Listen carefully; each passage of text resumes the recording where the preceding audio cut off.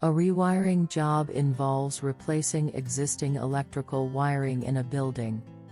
This can be a challenging task for many different reasons, including old wiring, outdated appliances, and outdated systems. It is also a good way to protect the wiring from moisture and other elements. This method protects the conductors from fire, heat, and mechanical damage. Changing the cable in a building can be an easy process. All you need to do is cut the old cable at least 12 inches from the wall, remove the end cap, and push in the new cable all the way to the floor or to the ground plane. You should replace the end cap after the job is complete. To perform the rewiring, it is essential to know the exact length of the conduit and the number of wires to run. The length of the conduit should be more than 3 times the length of a fish tape. After attaching the new conductors, you should carefully pull the tape back through the raceway. This will ensure that the wires are in proper position. However, it may take several attempts to fix an electrical problem in a single house. Once you have determined the length of the wires, it is time to install the capping. This will help keep the wires together. It will also make the short circuit repair easier. If you decide to use conduit, you should make sure to encase Romex cables. This will prevent overheating because of the current flowing through the cables. If you don't, your home's wiring could be exposed to overheating or a power surge.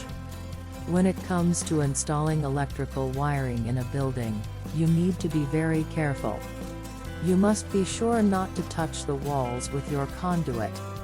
Instead, you should install conduit over small pieces of wood with wooden plugs to ensure good ventilation around the conduit. This will protect the wires from heat, humidity, and atmospheric corrosion. It will also protect against electrical hazards. When the wires are in conduit, make sure that they are protected by a cover. If you're planning to have conduit installed in your building, contact a local electrician. If you need a wire rewiring job, call a reputable company. They will not only do the job correctly, but they'll make it look as seamless as possible. A rewiring job can cost as little as $300, but the job will take a few days.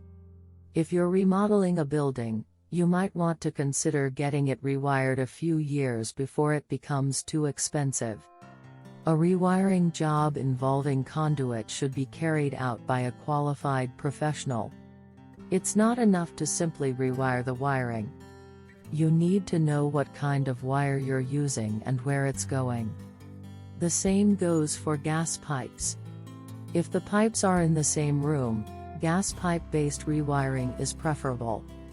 When you're having this work done, make sure you have the right equipment to do the job right. It's a good idea to consider the number of conductors and cables you need to run through your home. A rewiring job can save you money in the long run by avoiding the need for extra conduit. During the process of rewiring, you can also choose which types of wires will go through the walls. A rewiring will ensure that your house is safe from potential fire, and it will make your wiring easier and safer to maintain. When you rewire your home, make sure you use only stranded wires. The wires should be of the same size as the conduit's diameter. Remember to avoid using a conductor with an improper size or color because it may not be safe. A stranded cable is safer for the building, and it is easier to remove.